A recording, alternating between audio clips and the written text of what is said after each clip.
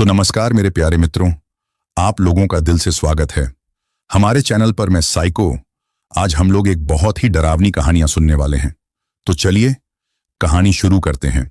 लेकिन कहानी को शुरू करने से पहले हमारी आप लोगों से एक छोटी सी रिक्वेस्ट है कि आप लोग कहानी तो सुन लेते हो मगर वीडियो को लाइक नहीं करते हो, तो हमारे वीडियो को लाइक करके हमारे चैनल को भी सब्सक्राइब कर लो ताकि आपकी और हमारी नजदीकियां बढ़ जाए।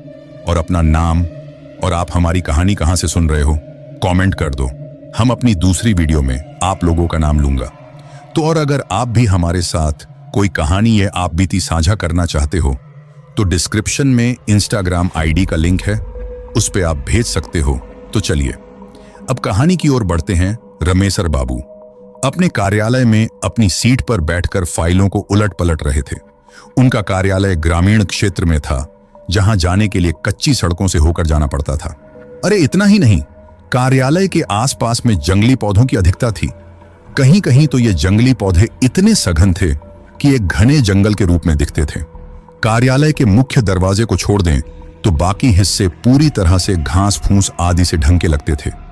कार्यालय के कमरों की खिड़कियों आदि पर लंबे लंबे घास फूसों का साम्राज्य था। दिन में भी कार्यालय में एक हल्का अंधकार पसरा रहता था, जिससे ऐसा लगता था कि यह कार्यालय हरी भरी वादियों में शांत मन से बैठा हुआ किसी गहरे चिंतन में डूबा हुआ हो। क्योंकि इस कार्यालय में कुल कर्मचारियों की संख्या मात्र 5 ही थी, जिसमें से एक रामखेलावन थे जो चपरासी के रूप में यहां अपनी सेवा दे रहे थे। रामखेलावन ही वह व्यक्ति थे जिनके कार्य व्यवहार से यह शांत कार्यालय कभी कभी मुखर हो उठता था और कर्मचारियों की हंसी ठिठोली से जाग उठता था। रामखेलावन जी पास के ही एक गांव के रहने वाले थे और प्रतिदिन कोई न कोई असहज घटना कार्यालय के बाकी 4 कर्मचारियों को सुनाया करते थे। वे विशेषकर जब भी कार्यालय में प्रवेश करते तो सबसे पहले रमेसर बाबू के कमरे में जाते और राम राम कहने के साथ ही शुरू हो जाते कि बाबू कल तो गांव में गजब हो गया था। रमदैया को जंगल में चुड़ैल ने पकड़ लिया था तो मनोहर का सामना एक भयानक भूत से हो गया था। जब तक रामखेलावन जी सभी कर्मचारियों से मिलकर कुछ भूत प्रेत गांव गड़ा की बातें नहीं बता लेते, उन्हें कल चैन नहीं पड़ता था। कोई कर्मचारी रामखेलावन की बातों को सहजता से सुनता तो कोई केवल हां हूं करके उस ओर कान नहीं देता और उन्हें स्टोव जलाकर चाय बनाने के लिए कह देता या पानी की ही मांग करके उनसे बचने की कोशिश करता। पर रामखेलावन की बातों को रमेसर बाबू बहुत ही सजगता से सुनते और पूरा ध्यान देते हुए बीच बीच में हां हूं करने के साथ कुछ सवाल भी पूछते। एक दिन की बात है, रामखेलावन जी कार्यालय थोड़ा जल्दी ही पहुंच गए और सीधे रमेसर बाबू के कमरे में घुस गए। पर उस समय रमेसर बाबू अपनी कुर्सी पर नहीं थे, शायद वे अब भी कार्यालय पहुंचे ही नहीं थे। रामखेलावन थोड़ा डरे सहमे लग रहे थे और बार बार अपने माथे पर आ रहे पसीने को गमछे से पोंछ रहे थे। वे ज्यों ही कमरे से बाहर निकले त्यों ही कार्यालय के प्रांगण में उन्होंने रमेसर बाबू को अपनी साइकिल को खड़े करते हुए देखा। वे दौड़कर रमेसर बाबू के पास पहुंच गए और बिना जय रम्मी किए ही हकलाकर घबराकर बोले, बाबू बाबू, कल रात को तो गजब हो गया। मेरा पूरा परिवार आफत में आ गया है। समझ में नहीं आ रहा है कि क्या करूं। रमेसर बाबू ने उन्हें अपने कमरे की ओर चलने का इशारा करते हुए आगे आगे तेज कदमों से अपने कार्यालय कक्ष में प्रवेश किए। फिर एक कुर्सी पर रामखेलावन जी को बैठने का इशारा करते हुए अपने झोले को वहीं मेज पर रखकर एक गिलास में पानी लेकर कक्ष के बाहर आकर हाथ धोए। उसके बाद कमरे में लगे हनुमान जी की फोटो को अगरबत्ती दिखाने के बाद अपनी कुर्सी पर बैठते हुए रामखेलावन जी से बोले, रामखेलावन जी, अब अपनी बात पूरी विस्तार से बताइए। उनकी अनुमति मिलते ही रामखेलावन जी कहना शुरू किए, बाबू, कल मैं जब शाम को घर पर पहुंचा तो पता चला कि मेरी बहू कुछ लकड़ी आदि की व्यवस्था करने जंगल की ओर गई थी और वहीं उसे किसी चुड़ैल ने धर लिया था। वह इधर उधर जंगल में भटक रही थी। तभी कुछ गांव के ही गाय बकरी के चरवाहों की नजर उस पर पड़ी। वे लोग स्थिति को भांप गए और मेरी बहू को पकड़कर घर पर छोड़ गए। फिर गांव के ही सोखा बाबा ने झाड़ फूंक की। उसके बाद उस चुड़ैल से छुटकारा मिला। पर आज सुबह फिर से उस पर चुड़ैल हावी हो गई है। सुबह से ही सोखा बाबा उसे उतारने में लगे हैं, पर वह छोड़कर जाने का नाम ही नहीं ले रही है। समझ में नहीं आ रहा है कि क्या करूं।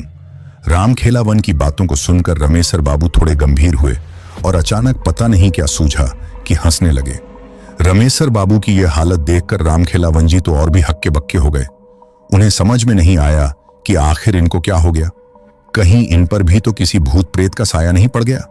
अभी रामखेलावन जी यही सब सोच रहे थे, तभी रमेसर बाबू अपनी कुर्सी पर से उठे और बिना कुछ बोले रामखेलावन को अपने पीछे आने का इशारा करते हुए कमरे से बाहर निकल गए। कमरे से बाहर निकलकर रमेसर बाबू पास की ही एक झाड़ी से कुछ पत्तों को तोड़ा और मन ही मन कुछ मंत्र बुदबुदाए। फिर रामखेलावन को उन पत्तों को देते हुए बोले कि आप इसे पीसकर अपनी बहू को पिला दें और अपने घर पर ही रुकें। मैं कार्यालय में कुछ जरूरी कामकाज निपटाकर अभी 1-2 घंटे में आपके घर पर पहुंचता हूं। रामखेलावन जी ना कुछ बोले, केवल सिर हिलाए और उन पत्तों को लेकर घर की ओर बढ़े। रास्ते में उन्हें केवल एक ही बात खाई जा रही थी कि रमेसर बाबू को यहां आए 3 साल हो गए, पर कभी उन्होंने इस बात का जिक्र नहीं किया कि वे भूत प्रेतों को उतारना भी जानते हैं। कहीं वे मजाक में तो इन पत्तों को तोड़कर झूठ मूठ में कुछ बुदबुदाकर मुझे नहीं दे दिए। पर रमेसर बाबू ऐसा नहीं कर सकते। वे तो बहुत गंभीर आदमी हैं और हमारी सारी बातों को भी तो बहुत गंभीरता से लेते हैं और समय समय पर हर प्रकार से हमारी मदद भी तो करते रहते हैं। ना, वे मेरे साथ मजाक नहीं कर सकते। यही सब सोचते सोचते रामखेलावन जी घर पर पहुंच गए। घर के बाहर 10 से 15 गांव घर के ही लोग बैठे नजर आए। एक खटिया पर सोखा बाबा भी बैठकर लोगों से कुछ बातचीत कर रहे थे। रामखेलावन जी को देखते ही सोखा बाबा बोल पड़े, रामखेलावन, यह चुड़ैल तो बहुत ढीठ है। रात को छोड़ तो दी थी, पर सुबह फिर से आ गई। 2-3 घंटे मैंने कोशिश किया, पर छोड़कर जाने का नाम ही नहीं ले रही है। अभी भी आंगन में नाच कूद रही है। मेरे मंत्रों का अब तो उस पर कुछ असर भी नहीं हो रहा है, यहां तक कि मेरा भी मजाक उड़ा दी। इतना सब होने के बाद मैं उसे छोड़कर बाहर आकर बैठ गया हूं। मैं अब कुछ नहीं कर सकता। मेरा जितना पावर था वह सब अजमा लिया। रामखेलावन जी सोखा बाबा के ही बगल में बैठते हुए अपनी लड़की को आवाज लगाए। उनकी लड़की घर में से दौड़ते हुए बाहर निकली। फिर रामखेलावन जी ने उन पत्तों को उसे देते हुए कहा कि अभी इसे पीसकर बहू को पिला दो। अगर ना नूकर करती है तो जबरदस्ती पिलाओ। इसके बाद रामखेलावन की लड़की उन पत्तों को लेकर घर में गई तथा उन पत्तों को पीसकर अपनी भाभी को पिलाई। अरे यह क्या! एक घूंट अंदर जाते ही रामखेलावन जी की बहू तो काफी शांत हो गई और वहीं आंगन में ही एक तरई पर बैठ गई। अब उसके व्यवहार में काफी अंतर आ गया था। उसका कूदना नाचना बंद हो गया। रामखेलावन जी की लड़की दौड़ते हुए घर में बाहर निकली और रामखेलावन जी की ओर देखकर बोली, बाबू, बाबू, भूजी को अब आराम हो गया है। वे आंगन में ही अब शांति से बैठ गई हैं। बाहर जितने लोग बैठे थे वे सब हतप्रभ हो गए। आखिर जो चुड़ैल इतने बड़े सोखा से बस में नहीं आई, वह 2-4 पत्तों को पिलाने से कैसे बस में आ सकती है? आखिर वे कैसे पत्ते थे? क्या किसी धर्म स्थान से लाए गए थे या किसी बहुत बड़े पंडित, ओझा, सोखा आदि ने दिए थे? वहां बैठे लोगों में से एक ने रामखेलावन जी की ओर देखा, पर कुछ बोले इससे पहले ही रामखेलावन जी ने उन पत्तों के बारे में बता दिया। सभी लोग बिन देखे उस रमेसर बाबू के प्रति नतमस्तक हो गए। सोखा बाबा ने कहा कि वास्तव में आपके रमेसर बाबू तो बहुत पहुंचे निकले। जिस चुड़ैल को बस में करने के लिए मैंने सारे के सारे हथकंडे अपना लिए, उसे उनके मंत्रित 2-4 पत्तों ने बस में कर लिया। फिर तो रामखेलावन जी थोड़ा तन कर बैठ गए और लगे रमेसर बाबू का गुणगान करने।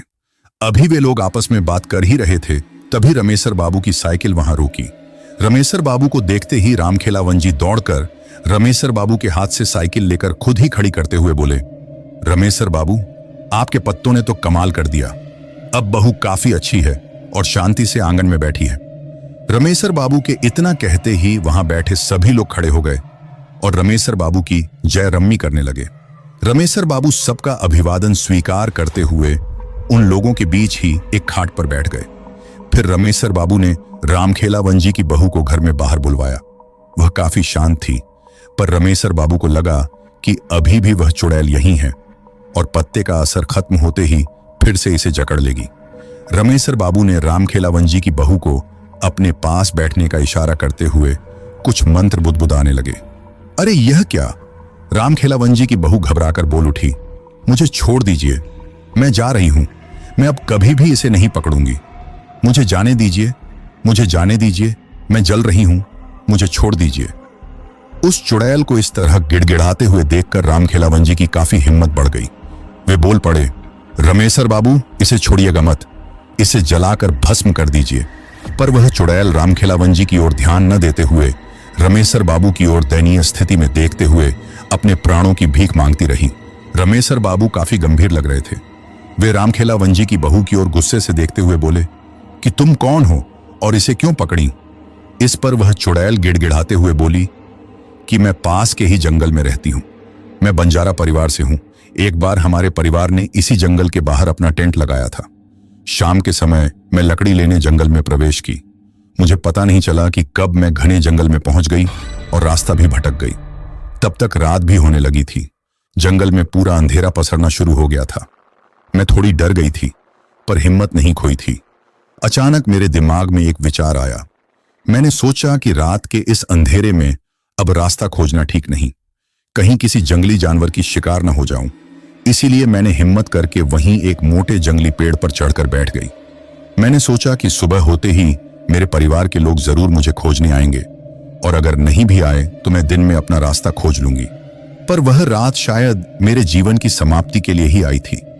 मैं जिस पेड़ पर चढ़कर बैठी थी उसी पर एक प्रेत का डेरा था। आधी रात तक तो सब कुछ एकदम ठीक ठाक था, पर उसके बाद अचानक वह प्रेत कहीं से उस पेड़ पर आ बैठा। उसके आते ही जैसे पूरे जंगल में भयंकर तूफान आ गया हो। अनेकों पेड़ों की डालियां तेज हवा से डरावने रूप से हिलने लगी थीं। मुझे देखते ही वह जोरदार ढंग से अट्टहास किया और मुझे कोई प्रेतनी ही समझकर बोला कि तुम्हें पता नहीं कि यह मेरा निवास है। मैं कुछ जरूरी काम से जंगल से बाहर क्या गया, तूने मेरे बसेरे पर कब्जा कर लिया, मैं तुझे छोड़ूंगा नहीं। इतना कहकर वह मेरे तरफ झपट्टा। अत्यधिक डर से तो मेरी चीख निकल गई। मैं बहुत तेज चिल्लाई कि मैं कोई प्रेतनी नहीं हूं, मैं इंसान हूं, इंसान। मेरी बातों को सुनकर तो वह और जोर से अट्टहास करने लगा और बोला कि मुझे एक संगिनी चाहिए। तुझे अगर सही सलामत रहना है तो मुझसे विवाह करना होगा, मरता क्या ना करता। मैंने सोचा कि अब इस समय बस एक ही रास्ता है कि इसकी बातों को मान लिया जाए और दिन उगने के बाद यहां से खिसक लिया जाएगा। मैंने उसके हाँ में हाँ मिलाते हुए अपनी सहमति दे दी। मुझे क्या पता था कि यह सहमति मुझ पर बहुत भारी पड़ेगी। इतना कहने के बाद रामखेलावन की बहू पर सवार वह चुड़ैल फूट फूट कर रोने लगी। रमेसर बाबू थोड़े भावुक हो गए और उसके प्रति थोड़ी नरमी दिखाते हुए पानी भरा लोटा उसको पीने के लिए दे दिए। 2-4 घूंट पानी पीने के बाद उसने फिर से कहना शुरू किया। मेरी सहमति देने के बाद वह प्रेत पता नहीं कहां गायब हो गया। उसके गायब होते ही मैंने थोड़ी चैन की सांस ली। पर यह क्या, अभी 10 से 15 मिनट भी नहीं बीते होंगे कि उस जंगल में जैसे भूचाल आ गया हो, एक बहुत बड़ा तूफान आ गया हो। कितने पेड़ों की पता नहीं, कितनी डालियां टूटकर धरती पर पड़ गईं। कम से कम सैकड़ों भूत प्रेत वहां उपस्थिति हो गए थे। चारों तरफ चीख पुकार मचा हुआ था। कुछ डरावनी अट्टहास कर रहे थे, तो कुछ इस डाली से उस डाली पर कूद फांद रहे थे, तो कुछ ताली बजाकर नाच रहे थे। मुझे तो कुछ समझ में ही नहीं आ रहा था कि यह सब क्या हो रहा है। तब तक वही प्रेत फिर से मेरे पास प्रकट हुआ और बोला कि विवाह की व्यवस्था करने चला गया था, अपने परिवार वालों को बुलाने चला गया था। शादी में इन सबको भी तो शरीक करना होगा। अरे यह क्या, अब तो मेरी शामत आ गई। पूरा शरीर पीला पड़ गया, कुछ बोलने की हिम्मत नहीं रही।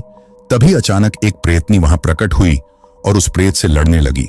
वह प्रेतनी बोल रही थी कि मेरे रहते तू दूसरी शादी करेगा, कदापि नहीं, कदापि नहीं, मैं ऐसा नहीं होने दूंगी। और इतना कहने के साथ ही उस प्रेतनी ने उस डाल से मुझे धक्का दे दिया और जमीन पर गिरने के कुछ ही समय बाद मेरी यह लीला समाप्त हो गई थी।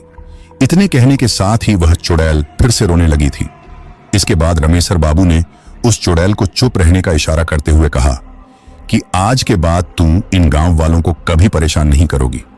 चुड़ैल ने हामी भरते हुए कहा कि ठीक है, पर मैं तो एक बहुत ही छोटी आत्मा हूं।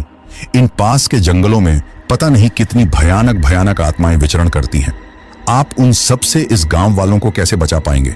उस चुड़ैल की इस बात को सुनते हुए रमेसर बाबू हल्की मुस्कान में बोले, तू तो बकस, इन लोगों को बाकी भूत प्रेतों से कैसे निपटना है वह तू मुझ पर छोड़।